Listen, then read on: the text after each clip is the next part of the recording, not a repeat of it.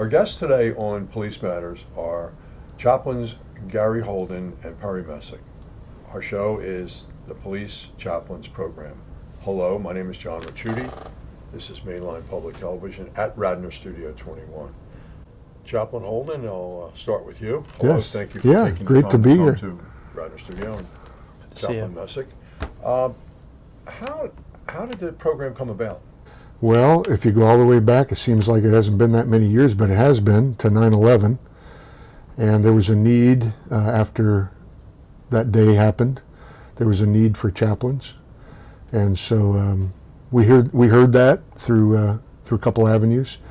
And many people responded to go to ground zero to be chaplains. And so that's really how the Police Chaplain Program started, was our experiences as chaplains working with the New York City Police Department, Port Authority, Police, Fire, and EMS. And then it kind of evolved from that. You're the founder, president, and CEO of a 501(c)(3). You initiated this program, essentially. In the form it's in, yes, correct. Yeah, and you were at 9/11. Yes. Not that day, but later. No, following Right, the correct, incident. correct. I have to compliment you. Do a terrific program. Both of you do a terrific program. Perry, tell me a little bit about yourself. Well, I'm from right here in Delaware County, and I first met Gary up in the response at the World Trade Center disaster site, and we both got involved there, and after all these years decided to join with his program to help prepare other police chaplains to do work all around the country. You're the chaplain for the Collingdale Police Department? Yeah, Collingdale Police Department, Fire Department. I'm also the chaplain for Delaware County Fraternal Order Police Lodge 27.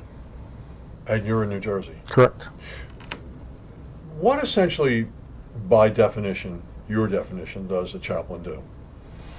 Well, we do lots of different things, but what we say is that we're first and foremost there for the police officers and their families. So whatever their needs might be, emotional, spiritual especially, and whatever those needs might be, we're there for them. And then the community. We're already, as clergy, doing things in the community. So if we're helping the community, we're also helping the police department. Your program, I watched a portion of it today, it covers a vast array of topics.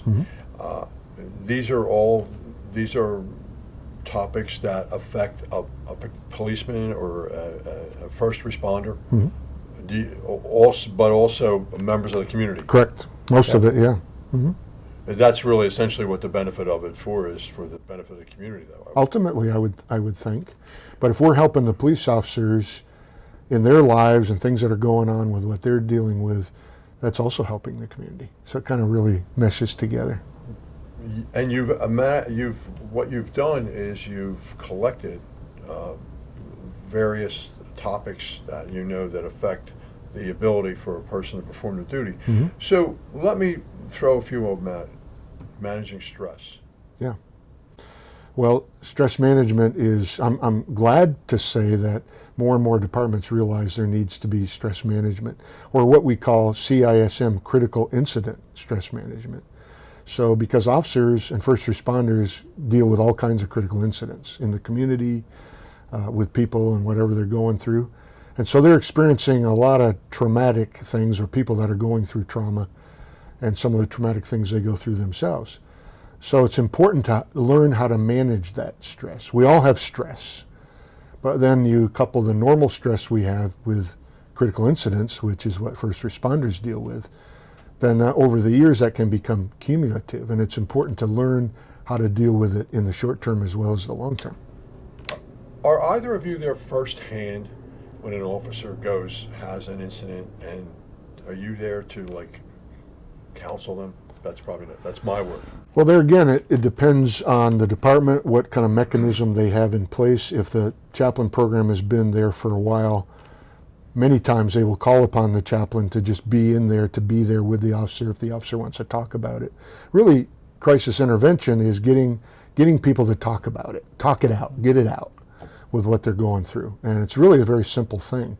And we work with the International Critical and Stress Foundation, so we use their principles in crisis intervention.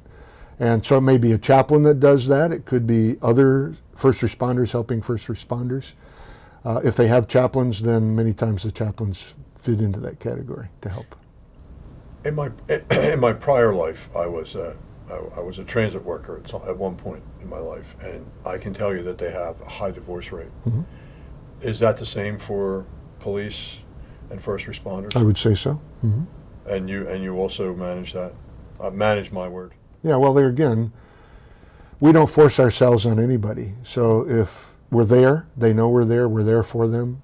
If they want our help, we can do what we can to help. I heard one of your students today say that they would much rather talk to either one of you than a psychologist because they didn't believe the psychologists had the boots on the ground mentality. Do you find that often? Again, from my perspective, I think it just depends. And we work with many clinical psychologists that work with first responders. So they're very used to working with first responders and helping first responders. So many times that can be helpful. It all depends on the individual, I think, because I know certainly psychologists that are a big help to first responders, and it may all be that there may be certain chaplains they don't want to talk to. So it just depends on the person a lot of times. You did a very, very nice piece on domestic violence, and this is something you said has been integrated into your program in about the last year and a half. Sure. So it was like 2 years ago that we spoke. So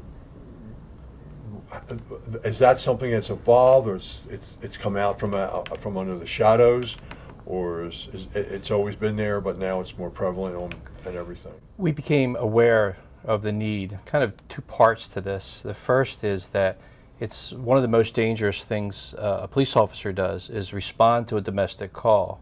So we want to make sure our chaplains realize that they go into that and there's no routine domestic call. So there's that aspect of understanding what a police officer deals with. But then, across the board in our society, these issues come up. It can be more difficult or more pressures because of what a police officer does. And he's out there on the streets, or she's out there on the streets, and they come home and they have the pressures from the street that sometimes they bring home with them. So if we become aware of that, we sure want to help them work through whatever issues they have as far as the relationships that they have. Where do all the stress factors come from for the first responder or the policeman? And you deal with firemen as well? Yeah. Yes. Yeah, I'm sorry I left them out. Yeah, I no, we do. apologize. Mm-hmm. Where do the stresses come from? I mean, I can imagine them, but I'm just telling from your perspective. Well, it's a combination. There's a lot of stress in our society in general. Everybody goes through stress. But in the law enforcement community, or the first responder community, they are dealing with people that are under stress. And everybody thinks that, police can help them solve their problems. Or the last resort is to contact the police department to see if they can help them with whatever they're going through. And the same is true of the chaplain. They think that we can fix their problems, or a clergy person for that matter, that we can fix their problems. So there's a pressure on that, the pressure that society puts on, the attitudes oftentimes that are out there today. There's just a lot of things. There's financial pressures. There's no question about that. It's a combination of things, I believe, that builds up and builds up. And if they don't deal with it in the short term, it's definitely going to come back to bite them in the long term, if not the short term. Is Chaplain Ministry is something you've always been interested in? Not really. I mean, 9/11 was the pivotal thing for me when I realized that what was going on there, and there was a need. And I mean, so we're always doing things in the community helping families, but it may not have always overlapped with how to help law enforcement. And then I realized here were people that really went through it, obviously, after 9/11. And when we worked there, it wasn't just with the first responder community. It was families, it was people that were affected that lived in the area. I mean, we were there for everybody. But our primary focus, as is the program now, is to focus on first responders, to help them and what they're going through. I remember, I might use this as an example. When the 8 months was pretty much up and I was there in the pit, and one of the officers that I'd gotten to know we were working with, and so he'd been there doing his job pretty much every day. And when we got done, I said to him, now this thing's going to be over in a few days. What do you do next? And he said, well, the first thing I have to do is go home and repair my family, because I've been so enmeshed in this thing for all these months, and I know I got to deal with some of those issues. So that happens in the short term as well as the long term, I think. So did you help him? No, I wasn't able to do that. I mean, there were local chaplains up there that maybe did, but we came in from the outside. But he just knew he needed to go and spend more time with his family, if anything. You were in Missouri? Yes, Ferguson, for a week. So you're dealing with a diverse community? Yes.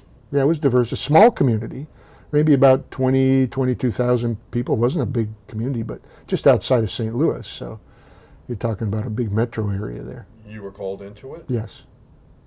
Yep.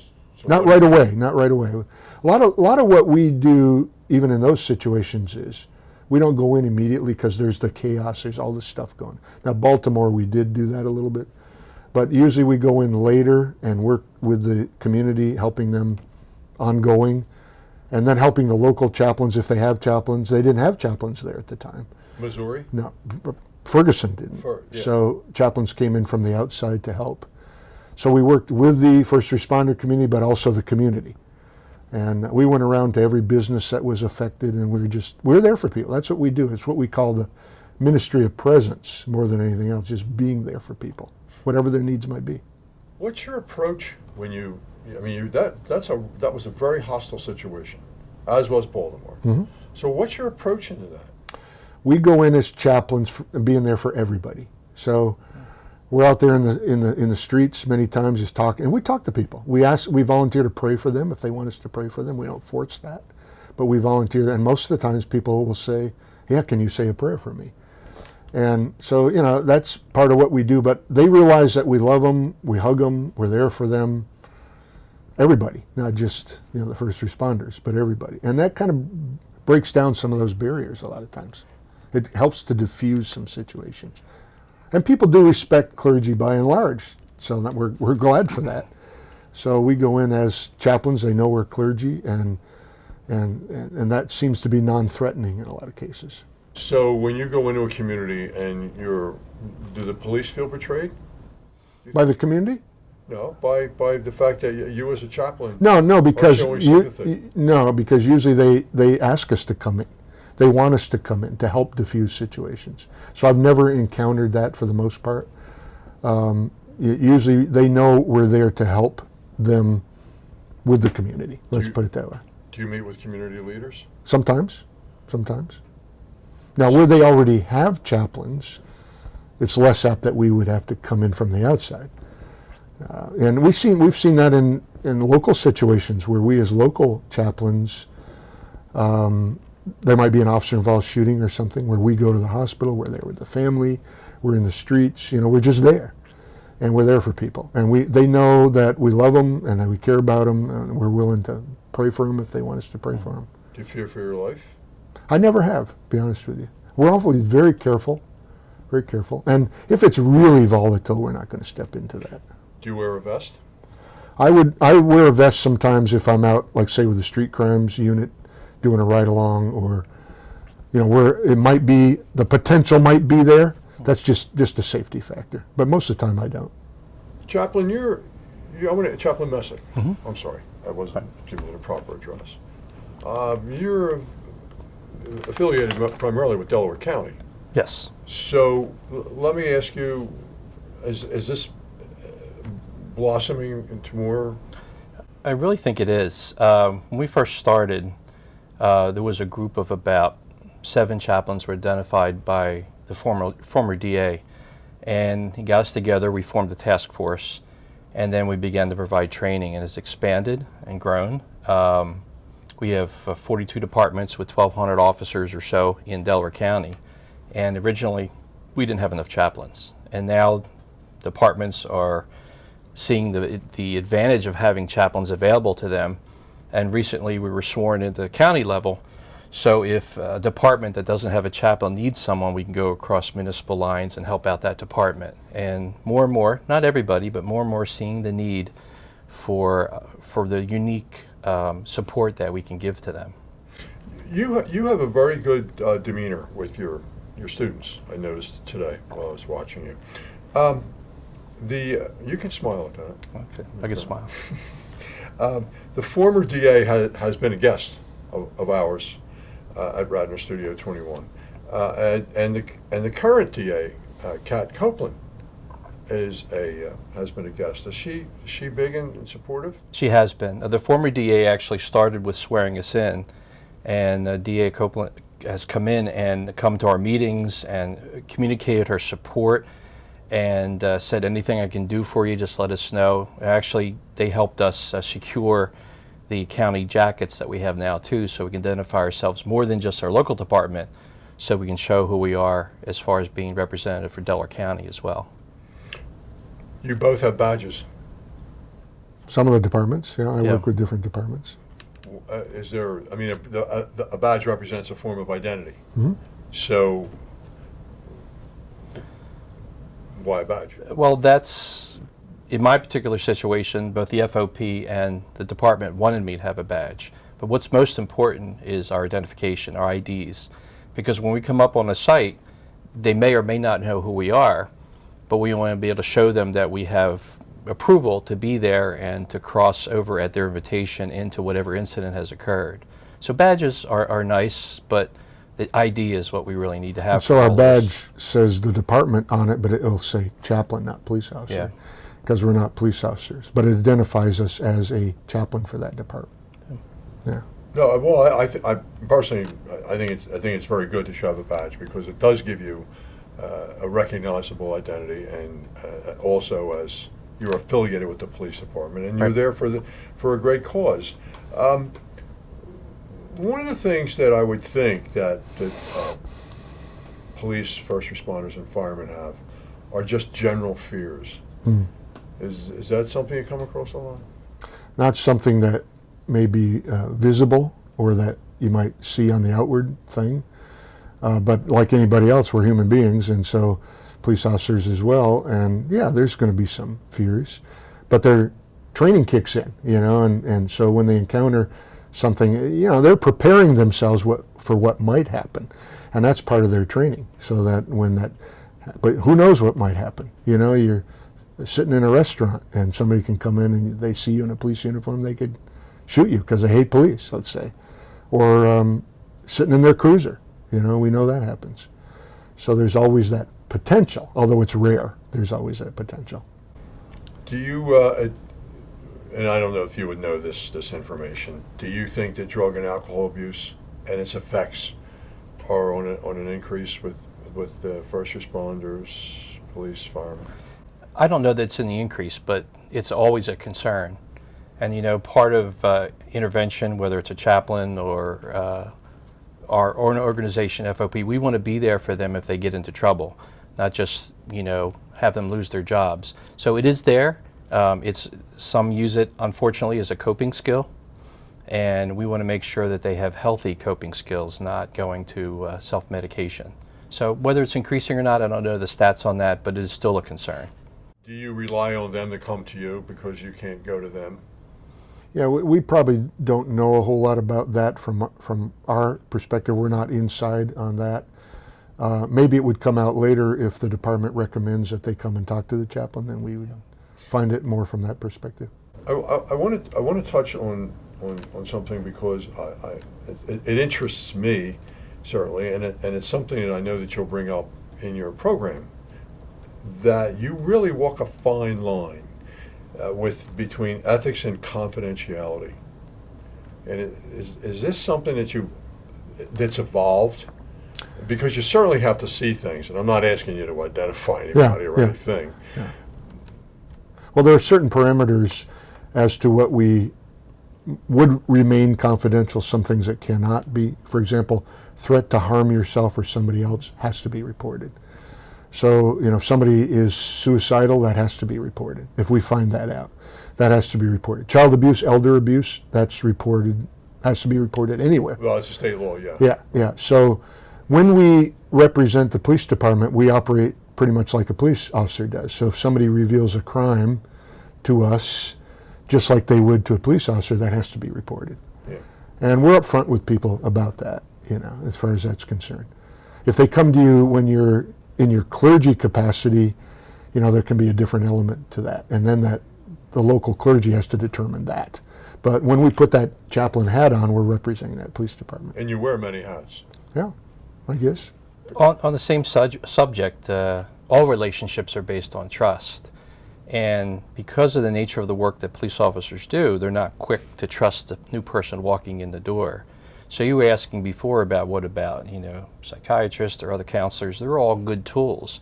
But we go into a department, and over the course of time, sometimes it takes years to build a trust relationship with that officer, so that if he goes through a difficult time, a crisis, even if he's thinking about something, hurting himself or someone else, that maybe they would choose to talk to a chaplain they've come to trust. And so confidentiality is how we build that trust. If we mess up on that, if we blow that, they're never going to talk to us about stuff. Right.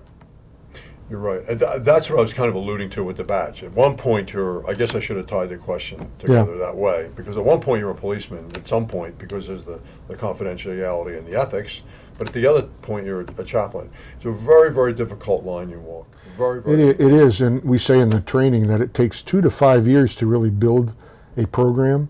Now, there are good things going to be happening even that first year, but that's where that trust factor comes in. So it takes a while for the officer to realize they can trust us, open up to us, talk to us. It all depends on the officer and the chaplain and the relationship they develop. But it does take about 2 to 5 years to get it where it needs to be. Are either of you ever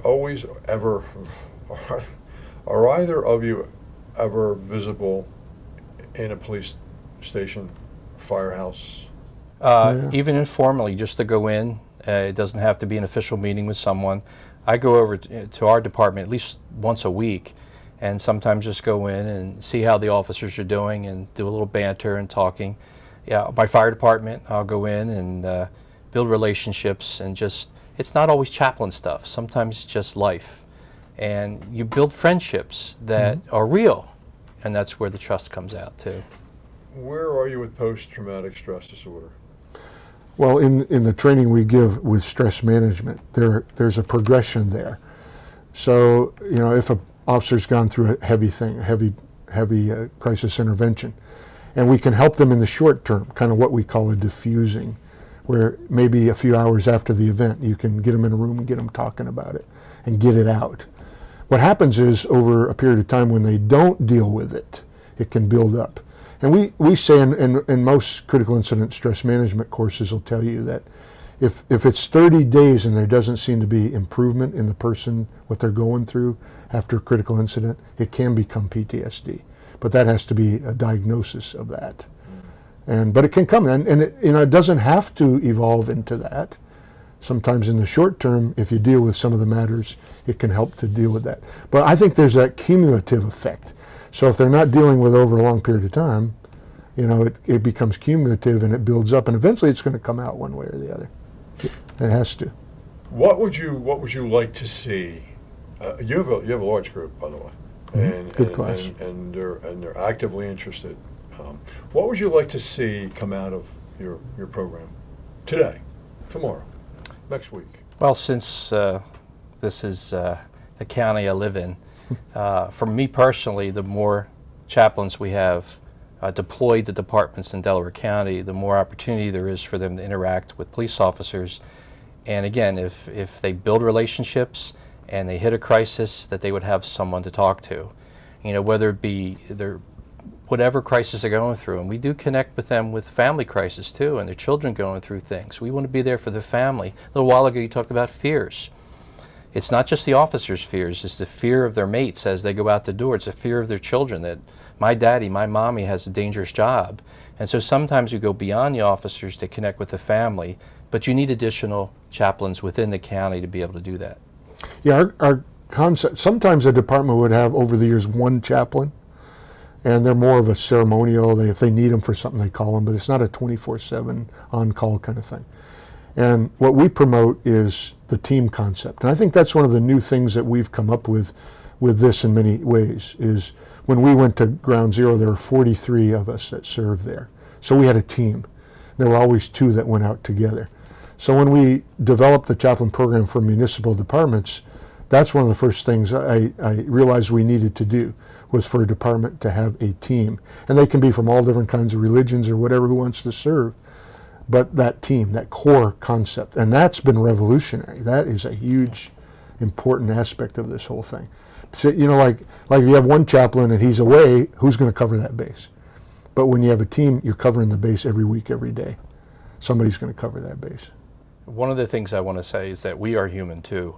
And he talked about the team of chaplains. If I could just comment on that to say that the idea of we're there for each other too. Because we sometimes, even as chaplains, see and experience things that are hard. And so we're there to encourage one another when we go through a difficult situation. I think it's important. And just so folks know too, we do a 2-day basic training. We cover 10 core courses over the 2 days. And then we do other training sessions with crisis intervention and things like that. So that's what we do, and we're out almost every week doing that. We have 13 instructors on our team. In fact, we're doing one in South Dakota right now while we're doing the one here. We have a person out there doing that. So we're kind of jumping around the country. Well, Chaplain Holden. Thank you. Thank you very much. Thank you for coming on. Chaplain Messick, thank you very much. Thank you for having us. With Chaplains Holden and Messick, this is John Ricciuti from Mainline Public Television at Radnor Studio 21. I hope you found this program educational and informative. And until next time, thank you.